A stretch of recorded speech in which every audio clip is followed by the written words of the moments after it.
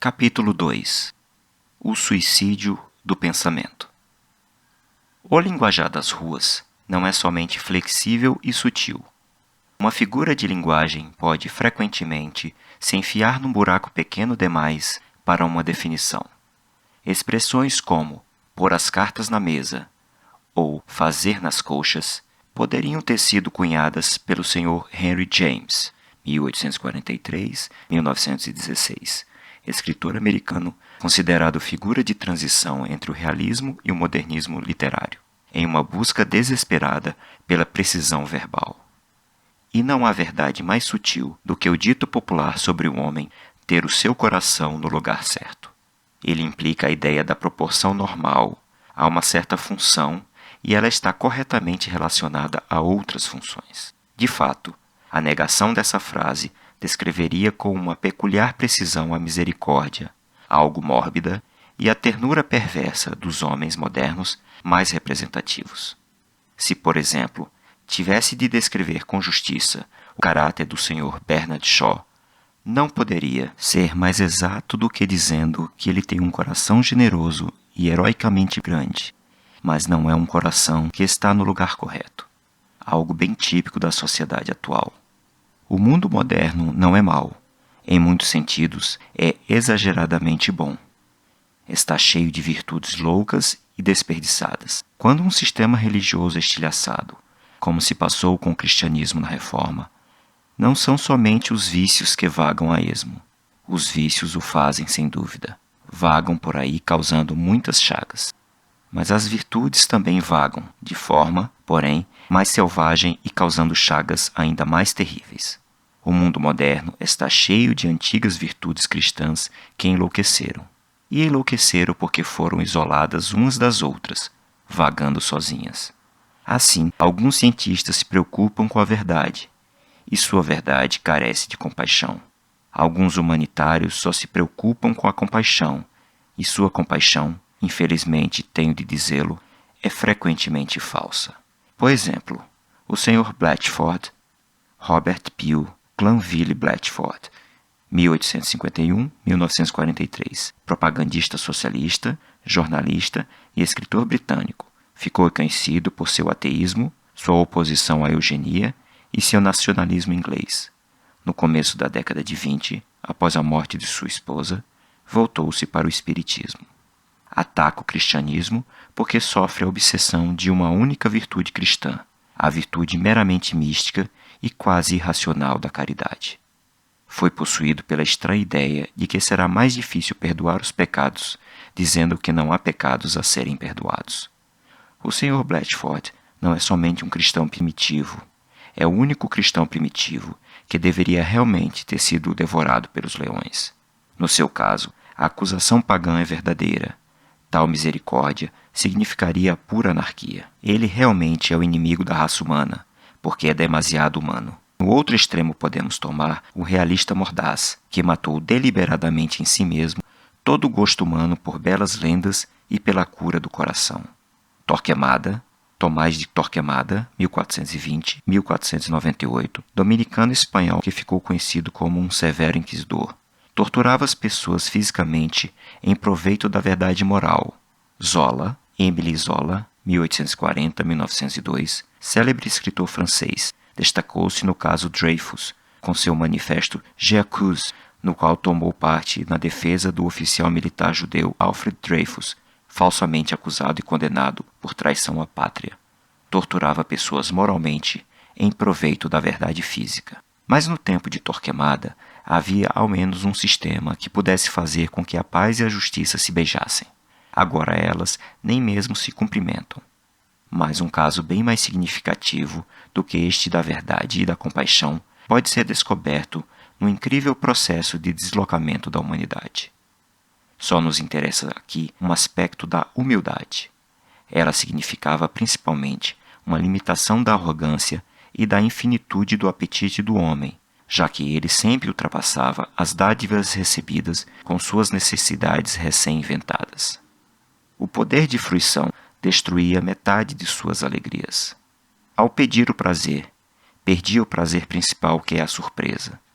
Desde então, Se tornou evidente que se um homem quer tornar seu mundo grande, deve sempre tornar a si mesmo pequeno.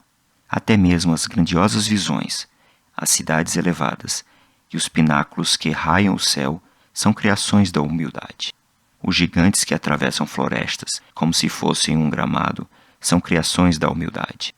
As torres que desaparecem no céu, acima da estrela mais solitária, são criações da humildade, pois as torres só são altas se olharmos para cima, e gigantes só são gigantes se forem maiores do que nós. Toda imaginação gigantesca, que é, talvez, o maior dos prazeres humanos, no fundo, é completamente humilde. É impossível apreciar qualquer coisa sem a humildade, até mesmo o orgulho. Mas o que nos faz sofrer hoje é a humildade nos lugares errados. A modéstia se moveu do órgão da ambição e se instalou no órgão da convicção, onde nunca deveria estar. Um homem deveria duvidar de si mesmo e não da verdade, mas isso foi perfeitamente invertido. Nos dias de hoje, o homem afirma aquilo que não deveria ser afirmado, ele mesmo. Duvida do que não deveria ser duvidado, a razão divina. Huxley pregou uma humildade que se contentava em aprender da natureza. Thomas Henry Huxley, 1825-1895, foi um biólogo inglês que se especializou em anatomia comparada. Ficou conhecido como o Bulldog de Darwin por sua defesa apaixonada da teoria da evolução. Foi central no desenvolvimento da educação científica na Grã-Bretanha e avô de Aldous Huxley e Julian Huxley. Mas um novo cético é tão humilde que chega a duvidar se pode, enfim, aprender alguma coisa. Portanto, estaríamos errados se apressadamente disséssemos que não há uma humildade típica de nosso tempo. A verdade é que ela existe, mas ocorre que é, na prática, uma humildade mais venenosa que a mais violenta prostração do asceta. A antiga humildade era um incentivo que evitava a inércia do homem, e não uma pedra no sapato que impedisse sua progressão. Pois a antiga humildade tornava um homem cético sobre seus esforços, o que poderia fazer com que se esforçasse mais. Mas a nova humildade torna um homem cético sobre seus objetivos, o que o levará a abandonar completamente todo o esforço. Em qualquer esquina podemos nos deparar com o homem que brada a afirmação frenética e blasfema de que pode estar errado. Todos os dias encontramos alguém que diz que seu ponto de vista pode estar errado. E é claro que seu ponto de vista deve estar correto, caso contrário não seria seu ponto de vista. Estamos a ponto de produzir uma raça humana tão mentalmente modesta que chegar a duvidar da lei da gravidade, classificando-a como uma simples imaginação particular. Os gozadores de outrora eram orgulhosos demais para serem convencidos, mas os céticos modernos são humildes demais até para exigir sua herança. É esse desatino intelectual que constitui nosso segundo problema.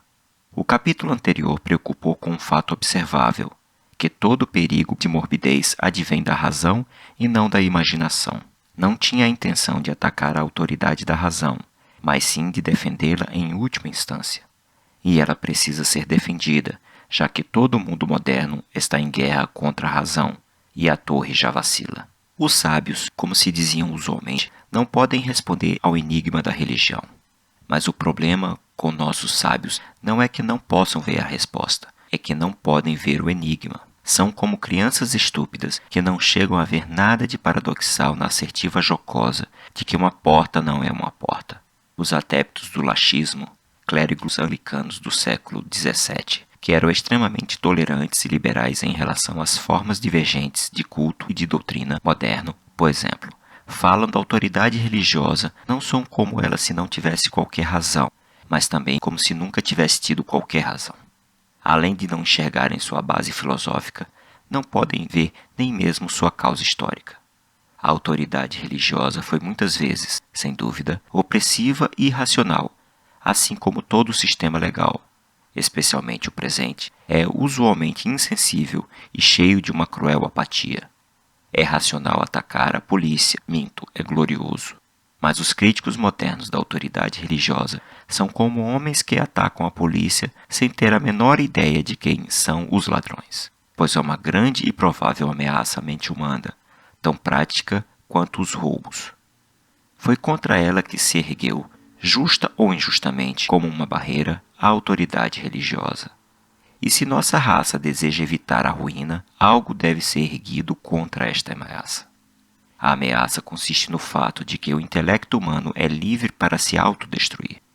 Assim como uma geração pode evitar a existência da próxima geração, bastando que todos entrem em monastérios ou pulem no mar, também um conjunto de pensadores pode, em certa medida, impedir todo o pensamento posterior ao ensinar à próxima geração que não há qualquer validade no pensamento humano. É ocioso sempre falar da escolha entre fé e razão. A própria razão é questão de fé. É um ato de fé afirmar que nossos pensamentos têm qualquer relação com a realidade. Se você é meramente um cético, deve, mais dia menos dia, se perguntar por que algo deveria dar certo, inclusive a observação e a dedução. Porque a boa lógica não pode ser tão enganadora quanto a má lógica. Não são ambos movimentos no cérebro de um macaco perplexo? O jovem cético diria: tenho o direito de pensar com meus próprios miolos. Mas o antigo cético, o cético completo, diria: não tenho o direito de pensar com meus próprios miolos, não tenho sequer o direito de pensar. Há um pensamento que paralisa todo pensamento, e esse é o único pensamento que deve ser detido. É o mal definitivo contra o qual toda autoridade religiosa se voltou. Só aparece em tempos decadentes como o nosso, e o Sr. H. G. Wells, Herbert George Wells, 1866-1946, escritor em inglês famoso por seus romances de ficção científica, autor de A Conspiração Aberta, um dos primeiros a tratar da nova ordem mundial. Já ergueu este estandarte maldito ao escrever uma pequena iguaria cética chamada Dúvidas sobre o Instrumento Cognitivo, onde questiona o próprio cérebro e busca eliminar toda a realidade de suas próprias asserções, passadas, presentes e futuras. Mas foi contra essa maldição remota que todos os sistemas militares na religião foram originalmente hierarquizados e administrados. Os credos e cruzadas, as hierarquias e as horríveis perseguições não foram organizadas, como dizem os ignorantes, para a supressão da razão. Foram organizadas para a dificílima defesa da razão. O homem, por um instinto cego, sabia que, assim que as coisas começassem a ser loucamente questionadas, a própria razão poderia ser questionada em primeiro lugar.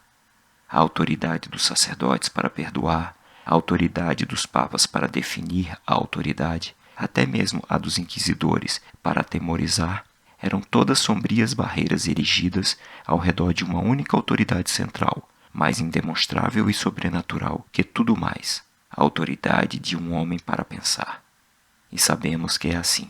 Não temos desculpa para ignorá-lo. Já podemos ouvir o rufar dos tambores e lanças do ceticismo atacar o antigo círculo de autoridades, e ao mesmo tempo podemos ver a razão vacilar em seu trono. Quando a religião se vai, a razão está prestes a se esvair, pois ambas são fontes primárias e autoritárias. Ambas são métodos de prova que não podem ser provados.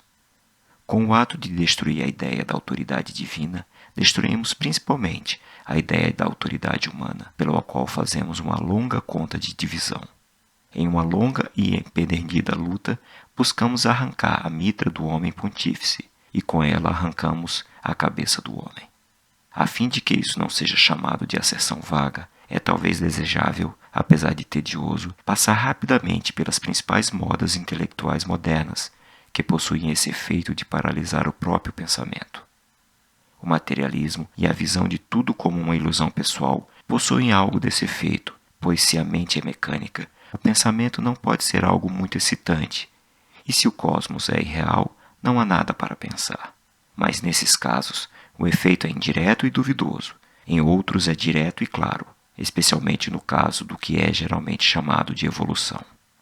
A evolução é um bom exemplo daquela inteligência moderna que só consegue se autodestruir, ou é uma inocente descrição científica de como certas coisas terrenas surgiram, ou, se for algo além disso, só pode ser um ataque contra o próprio pensamento.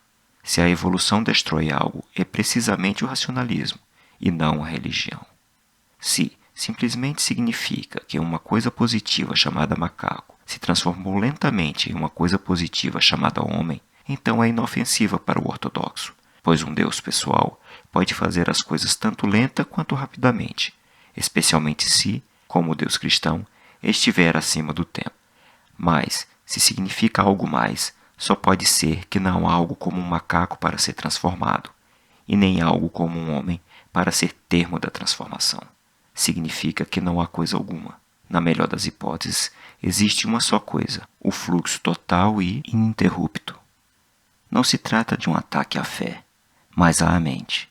Não é possível pensar sem coisas a serem pensadas. Não é possível pensar sem estar separado do objeto do pensamento. Descartes disse: penso, logo existo. O evolucionista filosófico inverte e transforma o epigrama em negação. Ele diz: não existo, logo não posso pensar. Há também o ataque oposto ao pensamento, aquele instigado pelo Sr. H. G. Wells, quando insiste que cada coisa separada é única e que não existe qualquer categoria universal. Isso também é puramente destrutivo. Pensar significa conectar coisas, e esse ato deixa de ocorrer quando elas não podem ser conectadas. Não é preciso dizer que esse ceticismo proibitivo ao pensamento necessariamente proíbe a fala. O homem não pode abrir a boca sem contradizê-lo. Portanto, quando o Sr. Wells diz, como diz Allures, que todas as cadeiras são completamente diferentes, profere não somente uma falsidade, mas uma contradição em termos. Se todas as cadeiras fossem completamente diferentes, não seria possível dizer todas as cadeiras. A falsa teoria do progresso é do mesmo feitio. Ela afirma que devemos alterar o teste em vez de tentar ser nele aprovado. Frequentemente ouvimos que, por exemplo, o que é certo em uma época é errado em outra. Isso é bem sensato, se significa que existe um objetivo fixo e que certos métodos o atingem em certas épocas e não em outras. Se as mulheres desejam ser elegantes, pode ser que o consigam sendo gordas ontem e mais magras hoje. Mas não se pode dizer que consigam atingir o objetivo deixando de desejar a elegância e começando a desejar a forma retangular. Se o padrão se altera, como pode existir uma melhoria que implica um padrão? Nietzsche deu início à ideia absurda de que os homens outrora acharam bom aquilo que hoje chamamos de mal. Se assim fosse, não poderíamos falar em superá-los ou estar abaixo de seu padrão. Como ultrapassar João caminhando na direção oposta? Não é possível, então, discutir se um povo é mais miserável e o outro mais feliz. Seria como discutir se Milton é mais puritano do que um porco é gordo. John Milton, 1608-1674, poeta inglês, autor do clássico Paraíso Perdido. É verdade que um homem tolo, pode fazer da própria mudança o seu objeto ou ideal. Mas como um ideal, a mudança mesma se torna imutável. Se o adorador do dinamismo deseja estimar seu progresso, deve ser austeramente fiel à ideia de mudança. Não deve flertar furtivamente com o ideal de monotonia. O progresso em si mesmo não pode progredir. É digno de nota que quando Tennyson, Alfred Tennyson, 1809-1892, poeta laureado da Grã-Bretanha, da Irlanda, durante a maior parte do reinado da Rainha Vitória, inspirava-se majoritariamente em temas mitológicos clássicos e ainda é um dos poetas mais populares da Grã-Bretanha. De forma canhestra e violenta, deu boas-vindas à ideia da infinita transformação social. Instintivamente escolheu uma metáfora que sugere um tédio encarcerado. Eis o que escreveu: que o grande mundo gire eternamente, pelas rodas palpitantes da mudança. No original, Let the great world spin forever down the ringing grooves of change. Ele pensou a própria mudança como uma rotina imutável, e ela o é. A mudança perpétua é a rotina mais limitada e pesada que um homem pode viver. O ponto em questão é, no entanto, que essa ideia de uma mudança essencial do padrão é uma das coisas que torna o pensamento sobre o passado ou o futuro simplesmente impossível. A teoria de uma mudança completa dos padrões na história humana não meramente rouba-nos o prazer de honrar nossos antepassados, rouba-nos até mesmo o prazer mais moderno e mais aristocrático de desprezá-los. Este resumo grosseiro das forças que em nosso tempo guerreiam contra o pensamento não estaria completo sem alguma referência ao pragmatismo, pois apesar de ser um defensor do método pragmático como um guia preliminar rumo à verdade, há uma aplicação extremista dele que implica a ausência completa da verdade. Eis o que quero dizer. Junto-me aos pragmatistas na afirmação de que a verdade objetiva aparente não é tudo, que há uma necessidade forçosa de crer em coisas que são necessárias à mente humana. Mas digo que uma dessas necessidades é precisamente a crença na verdade objetiva. O pragmatista diz a um homem que ele deve pensar somente o estritamente necessário e nunca se preocupar com o absoluto. Mas uma das coisas estritamente necessárias é precisamente o absoluto. Essa filosofia é, de fato, um tipo de paradoxo verbal. O pragmatismo diz respeito às necessidades humanas, e uma das primeiras necessidades humanas é ser algo mais do que um pragmatista. O pragmatismo extremo é tão desumano quanto o determinismo que ele tão fortemente ataca. O determinista que, sejamos justos, ao menos não finge ser um ser humano, torna a noção de escolha um contrassenso. O pragmatista, que se diz demasiado humano, torna um contrassenso o senso humano do fato real. Para resumir nossa contenda até agora, podemos dizer que as mais características filosofias atuais não somente possuem um toque de loucura, mas também um toque de loucura suicida. O mero questionador bateu sua cabeça contra os limites do pensamento humano até rachá-la. E é isso que torna tão fúteis os avisos dos ortodoxos e a vanglória dos progressistas sobre a perigosa jovialidade do livre pensamento. Não nos deparamos aqui com semelhante coisa, mas sim com a velhice, a dissolução final do livre pensamento. Quão imensa é a tolice desses bispos e manda-chuvas piedosos, que discutem as terríveis coisas que acontecerão se o ceticismo violento seguir o seu curso. E ainda mais imensa é a tolice dos ateus, que falam das grandes verdades que se revelarão quando, enfim, começar o livre pensamento. Já vimos o seu fim. Ele não tem mais perguntas a fazer, pois já questionou até a si mesmo. Não é possível conjurar uma visão mais insana do que a de uma cidade em que os homens se perguntam se realmente existem. Não é possível fantasiar um mundo mais cético do que aquele em que os homens duvidam se há um mundo. O livre pensamento poderia ter chegado à bancarrota de forma mais clara e rápida se não tivesse sido debilmente inibido por leis sobre a blasfêmia e pelo absurdo fingimento de que a Inglaterra moderna é cristã. Mas chegaria à bancarrota de qualquer forma. Os ateus militantes ainda são injustamente perseguidos, mas muito mais por serem uma velha minoria do que uma nova. O livre pensamento exauriu sua própria liberdade. Cansou-se de seu próprio sucesso. Se algum livre pensador ainda aplaude a liberdade filosófica como uma aurora, ele é como o homem em Mark Twain, Samuel Langhorne Clemens, 1835-1910, mais conhecido como Mark Twain, escritor, empreendedor, humorista e editor americano. Teve experiência nas indústrias de impressão e mineração, e a sua primeira história de sucesso foi uma visão cômica de uma narrativa ouvida no tempos de minério. Tinha grande interesse pela ciência e tecnologia, tendo mantido uma longa amizade com Nikola Tesla, que levanta enrolado em seus lençóis para ver o sol nascer, mas que chega bem a tempo de vê-lo se pôr. Se algum vigário amedrontado ainda diz que será terrível o dia em que as trevas do livre pensamento se espalharem, só podemos responder com as grandiosas e poderosas palavras do Sr. Belloc. Imploro que não se preocupem com o crescimento das forças de dissolução. Vocês confundiram a hora da noite. Já é quase manhã. Não temos mais perguntas a fazer. Já as procuramos nos cantos mais tenebrosos e nos mais elevados picos. Encontramos todas as questões que podem ser encontradas. Já é tempo de parar de buscar questões e começar a procurar por respostas. Mas uma palavra ainda precisa ser dita. No começo deste esquema negativo e preliminar, diz que nossa ruína mental foi forjada pela razão enlouquecida e não pela imaginação. Um homem não enlouquece por construir uma estátua de 1 quilômetro de altura, mas pode enlouquecer pensando-a milímetro por milímetro. Uma escola de pensadores atual percebeu isso e acreditou ter descoberto uma forma de renovar a saúde pagã do mundo. Eles percebem que a razão destrói, mas a vontade, dizem, cria. A autoridade final, dizem, é a vontade e não a razão. O ponto supremo não é saber por que um homem exige uma coisa, mas o fato mesmo de exigi-la. Careço de espaço para traçar ou expor a filosofia da verdade. Ela surgiu, suponho, através de Nietzsche, que pregou algo chamado de egoísmo. Isso já era, de fato, bastante simplório, pois Nietzsche negou o egoísmo do simples ato de pregá-lo. Pregar é sempre uma doação. Primeiro, o egoísta diz que a vida é uma guerra sem misericórdia, somente para depois se dar ao incrível trabalho de convocar seus inimigos para a guerra. Pregar o egoísmo é praticar o altruísmo. A principal defesa desses pensadores é que não são pensadores, mas sim homens de ação. Dizem que a escolha é em si mesma divina.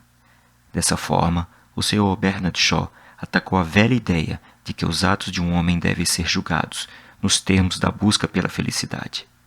Diz ele que o homem não age pela felicidade, mas por pura vontade. Não diz, a geleia me fará feliz, mas quero geleia. E nisso muitos outros seguem o Sr. Shaw com ainda mais entusiasmo. O Sr. John Davidson foi um poeta escocês, dramaturgo e romancista, mais conhecido por suas baladas. Em 1909, devido a dificuldades financeiras combinadas com problemas mentais e físicos, se suicidou. George Bernard Shaw tentou ajudá-lo financeiramente de todas as formas, mas não conseguiu evitar a tragédia. Um insigne poeta está tão apaixonadamente entusiasmado por essa ideia que se viu obrigado a escrever em prosa. Publicou então uma pequena peça com vários e longos prefácios. Isso é bastante natural no Sr. Shaw, pois todas as suas peças são prefácios. O Sr. Shaw, suspeito, é o único homem na Terra que nunca escreveu poesia, mas que o Sr. Davidson, capaz de escrever uma excelente poesia, tenha passado a escrever uma metafísica laboriosa em defesa de sua doutrina da vontade, mostra, de fato, que a doutrina da vontade se apossou dos homens. Até mesmo o Sr. H.G. Wells falou timidamente nessa linguagem ao dizer que os atos não devem ser testados da perspectiva de um pensador, mas de um artista. Sinto que esta curva está correta, ou aquela linha deve ser assim traçada. Estão todos entusiasmados, e talvez isso lhes seja bom, pois através dessa doutrina da autoridade divina da vontade, pensam que podem escapar da fortaleza condenada do racionalismo. Pensam que podem escapar, mas não podem. Essa pura ode à volição termina na mesma destruição e vazio que a simples busca da lógica. Assim como o livre pensamento implica a dúvida sobre o próprio pensamento, também a aceitação da pura vontade realmente paralisa a vontade. O Sr. Bernard Shaw não percebeu a diferença real entre o antigo teste utilitário do prazer, claramente confuso e facilmente equivocado, e aquele que propõe. A verdadeira diferença entre o teste da felicidade e o teste da vontade é simplesmente que o teste da felicidade é um teste, e o outro não. É possível discutir se o salto de um homem no abismo busca a felicidade, mas não é possível discutir se deriva da vontade, pois é claro que deriva. É possível louvar a ação, dizendo que ela é calculada para produzir o prazer ou a dor, para descobrir a verdade ou salvar a alma. Mas não é possível louvar a ação porque demonstra a vontade, pois é o mesmo que dizer que se trata de uma ação. Como essa ode à vontade, não é possível considerar um caminho melhor que o outro. E, no entanto, escolher um caminho como melhor que o outro é a própria definição da vontade que é o louvável. A adoração da vontade é a negação da vontade. Admirar em si mesma a possibilidade de escolher é se negar a escolher. Se o Sr. Bernard Shaw viesse até mim e dissesse, deseje algo, isso seria equivalente a dizer, não me importo com o que você deseja, que é equivalente a dizer, não tenho qualquer interesse, vontade e desejo no assunto. Não é possível admirar a vontade em geral, pois a essência da vontade é o fato de ser particular. Um anarquista brilhante, como o Sr. John Davidson, sente-se irritado com a moralidade comum e invoca a vontade de fazer qualquer coisa. Só quer que a humanidade deseje algo. Mas a humanidade deseja algo, a moralidade comum. Ele se rebela contra a lei e conclama-nos a desejar qualquer coisa. Mas desejamos algo, a lei contra a qual ele se rebela. Todos os adoradores da vontade, de Nietzsche ao Sr. Davidson, são, na verdade, completamente carentes de toda volição. Não podem desejar e mal podem pedir e aspirar. E for exigida uma prova disso, ela pode ser facilmente encontrada no fato de que sempre falam da vontade como algo que se expande e que se liberta. Mas a verdade é precisamente o oposto. Todo ato da vontade é um ato de autolimitação. Desejar agir é desejar limitação. Nesse sentido, todo ato é um ato de sacrifício. Quando algo é escolhido, tudo mais é rejeitado. Essa objeção que os homens dessa escola levantam contra o casamento é, na verdade, uma objeção contra qualquer ato. Todo ato é uma seleção e exclusão irrevogável. Assim como no casamento a mulher é escolhida e todas as outras abandonadas, Seguir um curso de ação é abandonar todos os outros. Se você se torna o rei da Inglaterra, deve abandonar o cargo de sacristão de Brompton, bairro de Londres. Se vai a Roma, precisa sacrificar uma vida rica e sugestiva em Wimbledon, distrito do sudeste de Londres. É a existência desse lado negativo ou limitador da vontade que torna quase tudo o que dizem os anárquicos adoradores da vontade pouco melhor que o absurdo puro e simples. Por exemplo, o Sr. John Davidson diz não aceitar o não à vontade, mas é óbvio que esse não é somente um dos corolários necessários para se ter uma vontade. Quero ir à festa anual do prefeito e ninguém poderá me deter. O anarquismo roga-nos que sejamos artistas criativos e audaciosos, que rejeitemos todas as leis e limites. Mas é impossível ser um artista e rejeitar todas as leis e limites. A arte é limitação. A essência de toda pintura é a moldura. Se você desenhar uma girafa, é preciso desenhá-la com um longo pescoço. Se, em sua ânsia criativa e audaciosa, você se considera livre para desenhar uma girafa com um pescoço curto, irá na verdade descobrir que não é livre para desenhar uma girafa. No momento em que se adentra o mundo dos fatos, adentra-se no mundo de limites. É possível libertar as coisas de leis estrangeiras ou acidentais, mas não das leis de sua própria natureza. Pode-se libertar um tigre de sua jaula, mas não de suas listras. Não liberte um camelo de sua corcunda. Você pode estar libertando-o de ser um camelo. Não perambule por aí como um demagogo, incitando que os triângulos se libertem da prisão de seus três lados. Se um triângulo se liberta de seus três lados, sua vida termina de forma lamentável. Alguém escreveu uma obra intitulada Os Amores dos Triângulos. Nunca li, mas estou certo de que se os triângulos já foram amados, o foram por sua triangularidade. Este é certamente o caso em toda a criação artística, que é talvez o exemplo mais acabado da pura vontade. O artista ama suas limitações, e elas constituem a coisa que ele realiza. O pintor se compraz no fato de que a tela é plana. E se esse ponto não estiver claro, um exemplo histórico pode ilustrá-lo. A Revolução Francesa foi realmente algo heróico e decisivo, pois os jacobinos desejaram algo definido e limitado. Desejaram as liberdades democráticas, mas também os vetos democráticos. Desejaram votar e não ter títulos. O republicanismo teve um lado ascético em Franklin ou em Robespierre, e um lado expansivo em Danton ou Wilkes. John Wilkes, 1725-1797, jornalista, político e radical inglês, introduziu em 1776 a primeira moção de reforma parlamentar do Parlamento Britânico e apoiou os rebeldes americanos durante a Guerra de Independência. Em 1774, se tornou prefeito de Londres. Teve uma virada conservadora no fim da vida, semelhante a de Edmund Burke, associada à rejeição à violência da Revolução Francesa. Dessa forma, eles criaram algo com uma substância e uma forma sólida, a igualdade social geométrica e a riqueza campesina da França. Mas desde então, a mente revolucionária ou especulativa da Europa se enfraqueceu ao evitar qualquer afirmação devido aos limites de toda afirmação. O liberalismo se degradou em liberalidade. Os homens têm se dedicado a tornar o revolucionar em verbo intransitivo. O jacobino seria capaz de dizer não somente o sistema contra o qual se rebelava, mas também o sistema contra o qual não se rebelaria, no qual confiaria. Mas o novo rebelde é um cético e nunca confiará em nada inteiramente. Não tem lealdade e, portanto, não pode revolucionar realmente nada. Por duvidar de tudo, tem dificuldades em denunciar qualquer coisa, pois toda denúncia implica uma doutrina moral, e o revolucionário moderno duvida não somente da instituição que denuncia, mas da doutrina pela qual a denuncia. Escreve um livro onde se queixa que a opressão imperial insulta a pureza da mulher, e depois escreve outro livro sobre a questão sexual em que insulta a própria pureza. Amaldiçoa o sultão porque moças cristãs perdem sua virgindade, e depois amaldiçoa a senhora Grundy, nome figurativo para uma pessoa extremamente convencional ou pedante. Tornou-se uma figura de linguagem encontrada em toda a literatura europeia, por preservá-la.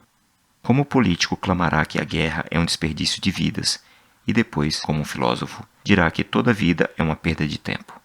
Um pessimista russo denunciará um policial por matar um camponês, e depois provará, pelos mais excelsos princípios filosóficos, que o camponês deveria ter se suicidado.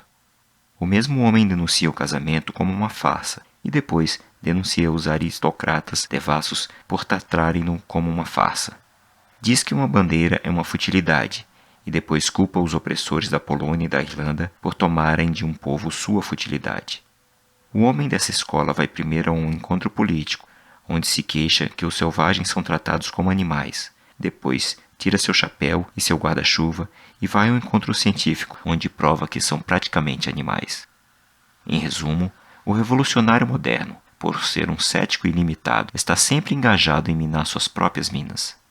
No seu livro sobre política, ataca os homens por esmagarem a moralidade. No seu livro sobre ética, ataca a moralidade por esmagar os homens. Em consequência, o homem moderno revoltado se tornou praticamente inútil para qualquer revolta. Ao rebelar-se contra tudo, perdeu o direito de se rebelar contra qualquer coisa. Pode-se acrescentar que o mesmo vazio e bancarrota pode ser observado em todos os tipos ferozes e medonhos de literatura, especialmente na sátira. Ela pode ser louca e anárquica, mas pressupõe uma superioridade tácita de algumas coisas, pressupõe um padrão. Quando os garotos riem na rua das formas pantagruélicas de um distinto jornalista, estão inconscientemente pressupondo o padrão da escultura grega e apelando ao mármore de Apolo. E o curioso desaparecimento da sátira de nossa literatura é o exemplo de uma ferocidade que desaparece pela ausência de qualquer princípio pelo qual se possa ser feroz. Nietzsche tinha certo talento natural para o sarcasmo. Era um gozador, mas não podia rir, e há sempre algo descarnado e pouco grave em sua sátira, pois ele não tem sustentáculo da moralidade comum. Ele é mais estapafúrdio do que tudo que denuncia. Mas, de fato, Nietzsche representa admirável e completamente o fracasso da violência abstrata. A loucura que o acomete não foi um acidente. Se Nietzsche não tivesse se tornado um imbecil, o nietzscheanismo o teria feito. O pensamento isolado e orgulhoso termina na idiotice. Todo homem cujo coração não se abranda acabará perdendo os miolos. A última tentativa de fugir do intelectualismo termina no intelectualismo e, portanto, na morte. A saída falhou. A louca adoração da anarquia e a adoração materialista do determinismo terminam no mesmo vazio. Nietzsche escala imensas montanhas, mas termina por chegar ao Tibete. Senta-se ao lado de Tolstói, na terra do nada e do Nirvana. Ambos estão desamparados. Um porque é capaz de aprender algo, e o outro porque se apega a tudo. A vontade de Tolstói é congelada por um instinto budista de que todas as ações particulares são más. A vontade de Nietzsche é igualmente paralisada pela visão de que todas as ações particulares são boas, pois se todas são boas, nenhuma é particularmente boa. Estão na encruzilhada. Um odeia todos os caminhos, o outro ama-os todos. O resultado é que, bem, algumas coisas não são difíceis de antecipar. Eles permanecem na encruzilhada. Aqui encerro, louvado seja o Senhor, a primeira e mais tediosa tarefa desse livro, uma revisão grosseira do pensamento recente. Começo então a esboçar uma visão da vida que pode não interessar ao leitor, mas que ao menos me interessa. À minha frente, assim que encerro essa página, está uma pilha de livros modernos que tenho revirado pelo prazer de revirar, uma pilha de engenhosas ingenuidades e futilidades. Por ocasião do meu presente desapego, posso ver a inevitável colisão das filosofias de Schopenhauer e Tolstói, Nietzsche e Shaw, tão claramente quanto a inevitável colisão de dois trens poderia ser vista de um balão. Estão todos no caminho da vacuidade de um manicômio, pois a loucura pode ser definida como o uso da atividade mental até o ponto do abandono mental, e eles já estão quase lá. Aquele que pensa ser feito de vidro, pensa a destruição do pensamento, pois o vidro não pode pensar. Aquele que deseja nada rejeitar, deseja a destruição da vontade, pois a vontade não é somente a escolha de algo, mas a rejeição de tudo mais. E eis que enquanto reviro os livros modernos astutos, maravilhosos, cansativos e inúteis, um título se fixa diante de meus olhos. Trata-se de Joana d'Arc, de Anatole France. Anatole France, 1844-1924. Romancista, poeta e jornalista francês de característica irônica e cética. Ganhou o Prêmio Nobel de Literatura em 1921. É considerado o modelo para o ídolo literário do pensamento principal de Em Busca do Tempo Perdido, de Marcel Proust. Somente o vislumbrei, mas isso foi suficiente para me lembrar da Vida de Jesus, de Renan. Joseph Ernest Renan, 1823-1892. Foi um profundo conhecedor das línguas e civilizações semitas, filósofo, historiador e escritor francês. Ficou conhecido por ser o autor do popular A Vida de Jesus, onde promoveu a ação do Jesus histórico, que não realizou milagres, que tinha o mesmo estranho método do cético reverente. Ele desacredita histórias sobrenaturais que têm algum fundamento, simplesmente contando histórias naturais que não têm o menor fundamento. Por não podermos acreditar no que um santo fez, devemos fingir que sabemos exatamente o que sentiu. Mas não menciono ambos os livros para os criticar, mas sim porque a combinação acidental de nomes conjurou duas imagens surpreendentes da sanidade que varreram todos os livros para bem longe de mim. Joana d'Arc não estava aferrada à encruzilhada, não rejeitou todos os caminhos como Tolstói, nem aceitou a todos como Nietzsche. Escolheu um caminho e o percorreu como um trovão, e ainda assim, Joana, quando nela pensei, tinha em si tudo o que é verdadeiro e até mesmo tolerável em Tolstói e Nietzsche. Pensei em tudo o que há de nobre em Tolstói, o prazer nas coisas comuns, especialmente na piedade comum, as realidades da terra, a reverência pelos pobres, a dignidade das costas curvadas. Joana d'Arc tinha tudo isso e muito mais. Suportou a pobreza, além de admirá-la, enquanto Tolstói é somente um típico aristocrata que busca descobrir seu segredo. E depois pensei em tudo que há de corajoso, orgulhoso e patético no pobre Nietzsche, e em seu motim contra o vazio e a timidez do nosso tempo. Pensei em seu clamor pelo equilíbrio estático do perigo, em sua fome pelo abalar dos grandes corcéis, em seu grito pela guerra. Mas Joana d'Arc tinha tudo isso e muito mais. Não exaltou a luta, mas sim lutou. Sabemos que não temia um exército, enquanto Nietzsche, pelo que sabemos, temia uma vaca. Tolstói somente exaltou o camponês. Ela era a camponesa. Nietzsche somente exaltou o guerreiro. Ela era a guerreira. Ela os derrotou em seus próprios ideais antagonistas. Era mais doce que o primeiro e mais violenta que o segundo. E, no entanto, era uma pessoa perfeitamente prática que realizou algo, enquanto eles eram especuladores desordenados que nada fizeram. Era impossível que não cruzasse a minha mente o pensamento de que ela e sua fé tinham talvez alguma unidade moral e utilidade secreta que foram perdidas, e com esse pensamento veio um maior, e a figura colossal do seu mestre também cruzou o teatro dos meus pensamentos. A mesma dificuldade moderna que obscureceu o tema de Anatole France também obscureceu o de Ernest Renan. Renan também separou a misericórdia da combatividade de seu herói. Chegou a apresentar a ira justa em Jerusalém como um simples colapso nervoso após as esperanças idílicas da Galileia, como se houvesse alguma inconsistência entre ter amor pela humanidade e ódio pela desumanidade. Certos altruístas, de vozes esganiçadas e fracas, denunciam Cristo como um egoísta. Os egoístas, com vozes ainda mais esganiçadas e fracas, o denunciam como um altruísta. O amor de um herói é mais terrível que o ódio de um tirano. O ódio de um herói é mais generoso que o amor de um filantropo. Há uma sanidade heróica e colossal da qual os modernos só podem coletar os fragmentos. Há um gigante de que vemos somente os braços e pernas desbastados a caminharem. Eles rasgaram a alma do Cristo em farrapos imbecis, chamados egoísmo e altruísmo, e quedaram atônitos diante de sua louca magnificência e sua louca mansidão. Dividiram sua veste e com ela lançaram a sorte, mas a túnica estava perfeitamente entretecida de cima a baixo.